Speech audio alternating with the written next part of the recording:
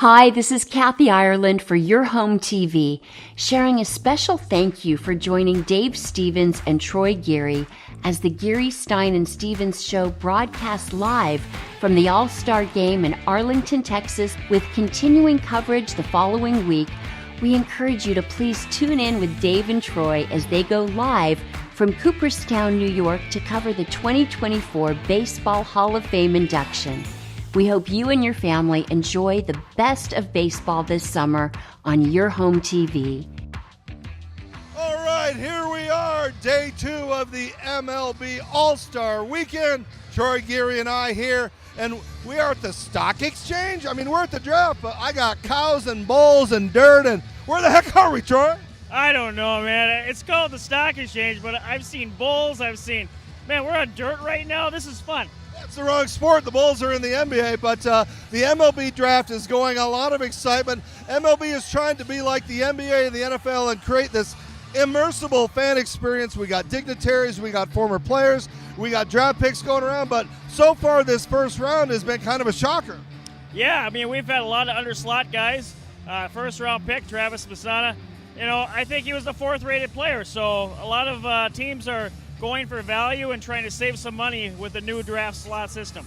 And 2 Wake Forest guys went, I think, in the first couple of picks, so there's been boos, mostly for Rob Manfred, but a lot of great stuff. We had a chance to catch up with guys like Nick Swisher and a couple of picks. Were they excited when you talked to them? Yeah, I mean, they're super excited to start their career in a new city.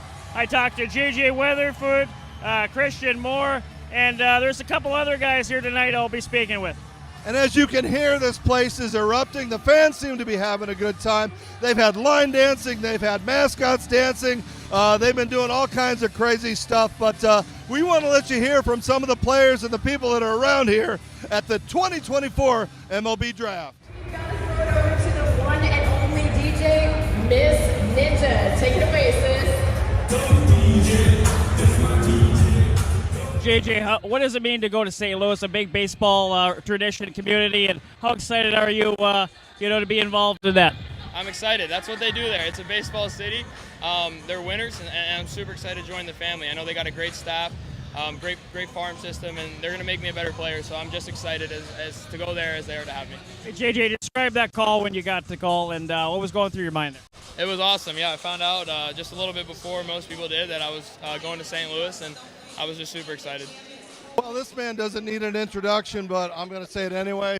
Former All-Star, great guy, Nick Swisher. Nick, I mean, what do you think of what the draft has turned into? Bro, how amazing is this venue? I mean, I'm just trying to think of the times back when I was drafted, 2002. Now, all of a sudden, we're in 2024, and look at the adjustments. Look what Major League Baseball has done to make this a destination for young players to come. We want players to be here. We want them to be in attendance, just like they are for the NFL draft, the NBA draft, and now the MLB draft. Take us back to when you were drafted. I mean, were you sitting around at your home waiting for a phone call? Or I put back then a portable phone, put it right in the middle of the table, just waiting for it to ring.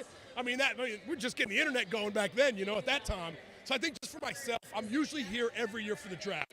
This is like one of the most exciting days, especially for these young players. They come in, their eyes are this big. We got the Commissioner's Ambassador program here, which is amazing. We've got so many legends that are here in attendance. So the fact that we've been able to kind of mingle with these kids a little bit, get to know them, get to meet their parents, talk to them a little bit, man. It's been absolutely amazing. I love draft day.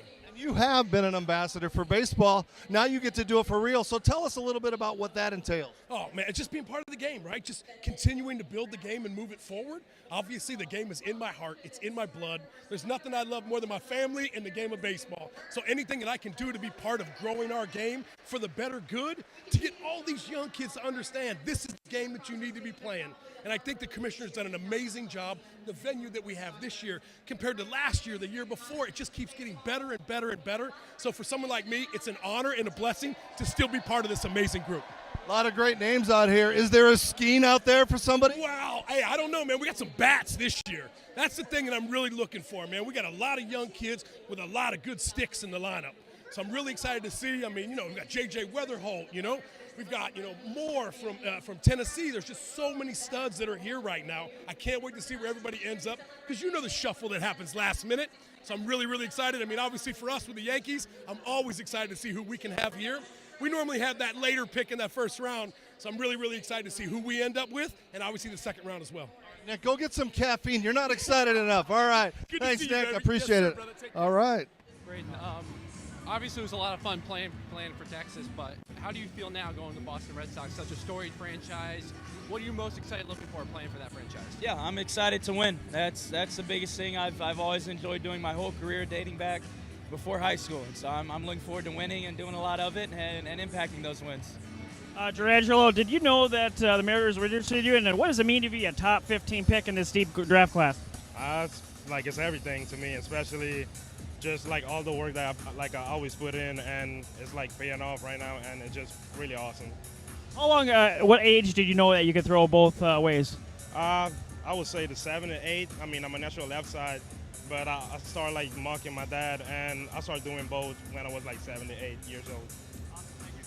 Well, while Troy and Brady are over there with all the baseball players, it is hot in the stockyards, but thankfully they've given us some stuff to deal with all the sweat in here. As the draft continues, so does the show, and we got to thank our sponsor who's been with us from the Super Bowl. They're now with us for the All-Star Game. It's Serendipity Yacht Cruises and Events. They have great cruises in the Houston area. Don't believe me? Check out their commercial. Serendipity Yacht Cruises and Events wants you to come party with us. We're bringing the fun to the Houston Bay Area. Stay tuned for all of our incredible events throughout the year, featuring amazing food and drinks, live entertainment, special guests, and so much more. Fun, new, different. Serendipity Yacht Cruises and Events is where you want to be. So come party with us. It's more than a yacht. It's serendipity. About time I found a shirt that fits my frame. I love the fit. It's definitely a little looser here than my other shirts. Kind of makes me feel a little more buff, you know? You seeing this?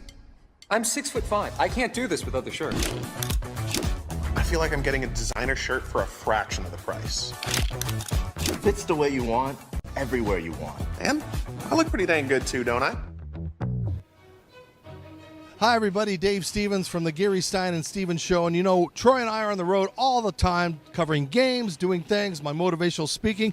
But I have connected with LifeWave, which has really changed my life. And it's an amazing patch that not only helps me to live my life, it keeps me very active. Tammy Wellman is joining me. And now, Tammy, you put these patches on me. It is a stem cell regeneration plan. But tell us a little bit more how it works. Yeah, so these patches are amazing. They're wearable wellness. They're non-transdermal patches. Nothing goes in your body. Your body gives off light. They capture it and they activate your body's own repair system. Your body goes to work to heal things that are in need of healing. Pain reduction, things like that. It gave me an opportunity to play in the Celebrity Softball Classic. This video of my base hit, I wouldn't have done it without these patches. So please, if you want to know more about this product, go to patchit.life. LifeWave, it's changing my life. Welcome back to the Geary, Stein and Stevens Show. And again, thanks to Serendipity Cruise and Events. I mean, wow, they've been with us at the Super Bowl, and they're here with us. We love the support, and we can't thank them enough. But wow, was this a hootenanny tonight? I mean, is that what they would call this thing? It was kind of fun, but it was kind of loud. We talked to Ravech and Harold, and they said it was great, but still a little loud to work around. I mean, what were your thoughts about tonight? Yeah, it was definitely a Texas two-step, as they call it. I mean, this place was rocking, line dancing, all kinds of stuff going on. But great night. Got a lot of interviews with some of the top prospects of the draft, and overall, great experience. Yeah, it was a lot of fun, and as we said, being able to see all my old co-workers from ESPN and talking to them, it's just been great. Now we can go home and get a little sleep tonight because we got a big day for tomorrow going on. We got, the Home Run Derby. We got practice in the morning. It just doesn't seem to end. Yeah, all the players are flying into town tonight, so they're going to be at the ballpark in the morning, so we're going to have coverage from there. And then tomorrow night, the Home Run Derby, everybody's looking forward to how far will the ball fly and who's going to win. But like a lot of people predict Pete Alonso is going to get his third, but my guy, Bobby Witt Jr., is my pick, and hopefully he can come through. And you and Brady talked to a lot of other guys. We still have some we have to show, so let's take these guys to the tape of all the work he did tonight. With the 21st pick of the 2024 MLB Draft, the Minnesota Twins select Kalen Culpepper, a shortstop from Kansas State. the Baltimore Orioles have the next pick. Caden, Troy Geary, Duluth, Minnesota, from your home team. Welcome to Minnesota. First of all, given the Twins' track record of drafting infielders, Brooks Lee, Royce Lewis, how excited to be into this organization and being one of those future stars of the Twins? It's really exciting. It's really exciting. You know, they took a chance on me. That's all I needed was for one team to just, give me the opportunity. And so I'm just going to see where that goes from there. And I'm really excited for, the organization and myself and all these guys here standing with me today. And I'm ready to get it going. Describe the call from Derek Falvey. Is that who called you? And let's talk about that phone call. I actually got the call from my agent. So, that's all it is. Were the Twins on your radar, or did this surprise you at all, like based on where you guys have been? I mean, that surprised me. I wasn't really paying attention to all the mock drafts or, all the, media out there. So I was just, being in the moment and just seeing who wanted a baseball player that so happened to be me. Where were you sitting on your draft day? It was nothing like this. Oh, I was sitting at home, man. It's funny. My high school year, I got drafted the same year my brother was in college at Stanford. And I told him he got picked before me because I'd called him and said, I got drafted. And he's like, what round are they in? I go, I think I'm in the 4th or the 6th round. I wasn't even sure. And he goes, already? And I go, you already got drafted ahead of me. He didn't even know. So that's kind of how far the draft's come. And what a spectacle. I mean, they're getting up there with the NBA and the NFL. I mean, it was a pretty fun night. Well, we're getting there. I don't know if we're with the NBA, NFL yet. They're drawing 100-some thousand people. But I thought the setup, the performance, the players, all this has come a long way. It's great. And talking for 3 hours. Thanks for talking 2 more minutes. I mean, how do you guys go through that, sitting there and just trying to come up with good material? Well, you got enough people, and the main thing is you got enough guys to do it. So you don't have to talk the whole time, and you're fighting for time. But it was great. Any shocks in the first round? Not really. I think maybe the order guys go in sometimes, but for the most part, the same players went. I miss you, man. It's been too long. Best of luck. Keep doing what you're doing. Well, Karl Ravech, you had to sit there and run this whole thing for a few hours, but this is a lot different from the old days. Yeah, in a lot better ways too. I mean, when you have that number of players here and you get a chance to see tears in their eyes when they get their names announced, and having people in any building. I mean, I remember years where there was very few people and it had no buzz. This one may have had too much buzz, just given the sound of this place, but it was really exciting and really different and much better. A lot of different interesting picks. Any shockers? I mean, you had 2 college players that were on the same team, went in the first couple of picks, but all in all, nothing upsetting. No, I wouldn't say upsetting. Having just seen and watched Caglianone's entire career, the idea that he fell to 6th, there just seems to be like Matt Olson type stuff in his bat, and there's still this back pocket. He could end up trying to be a pitcher, which I don't know why you'd ever not try with a left-hander that throws, mid to upper 90s. I guess him going to 6 was a little bit of a surprise. But, again, the stories are just so incredible. The other part of this, too, that came out of it was so many of these guys did not have huge sort of reputations out of high school. They worked their butts off. They got to the college, and here they are being first-round picks. That happened 3 or 4 times, which was great. A lot of booing for the Astros, but a lot of booing for the commissioner. It kind of got uncomfortable at times. Yeah, that's one thing that hasn't changed. That also gets old. I mean, that's tough to me. That died a long time ago. It's time to move on from whatever that is here. He's done a great job with the sport. The game is in an ideal position, and tonight was a reflection of all that. Given how many, I think we had 9 minority players. The number 1 pick was from Australia. The game is younger, it's more athletic, it's better, and he's responsible for some of that. Speaking of younger, you don't seem to age. I mean, how long you been there? I mean, you still having fun doing this? Oh, I love it. This is great. This is a great 3 days. You got this, you got the home run derby, and you have the All-Star game on the radio. I'm worried about the voice after trying to talk over these people, but overall, it's a wonderful thing. I never get tired of this. This is I'm living a dream job. All your rowdy friends aren't coming over tonight, so get to your hotel, rest. Best of luck. Great to see you, Karl Ravech. Watch him on ESPN. Well, an exciting draft, a little different, a little country music and all kinds of flavor, but all in all, what were your assessment and grade of this draft? I'm excited to see what comes of the players at the top because there's so much question about who the Cleveland Guardians were going to take with the first pick. Was it going to be J.J. Weatherholt? Was it going to be Travis Bazzana? Should it have been Charlie Condon or Jack Caglianone? And ultimately they went with Bazzana. And Look, the Guardians have always liked up-the-middle players, and the fact that Bazzana went from 6 home runs in his freshman season to 28 as a junior and developed that pull-side power especially, I think convinced the Guardians, even though he may not have the size of Caglione or Condon, that he could have the same sort of production as them. But they picked Caglione to go high. I mean, what makes a player drop so low? I mean, 6 isn't that low, but still, they were talking top pick. Yeah, I think that there are a couple of factors in there. Number one, he swings at a lot of pitches outside the strike zone. Now, does that automatically make a player problematic? No, because if you look at what he did at Florida in the best conference in the country in the SEC, he almost inverted his walks and strikeouts between his sophomore year when he didn't walk very much and struck out a lot, and his junior year when he was among the most productive players in the country. But the question is, as you get to higher levels, as you face better pitching, is that, bat to ball that you have outside of the zone going to continue? If it does, Jack Caglione will be the best player in the draft. We have a lot of switch hitters in baseball, but now we have a switch pitcher that was taken high. Is there any chance he's going to throw with both? He said tonight he wants to throw with both, but a team is going to want that best pitching arm pitching. I don't think that's the case, actually, because I spoke with people in Seattle tonight asking that same question, and they said if Girangelo Sanjo wants to pitch with both arms, we will let him.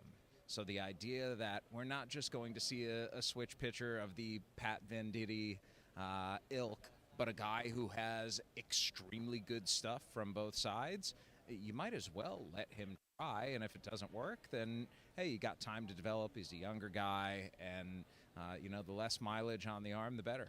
But if you get Tommy John on one arm, you might still be able to pitch with the other one, right?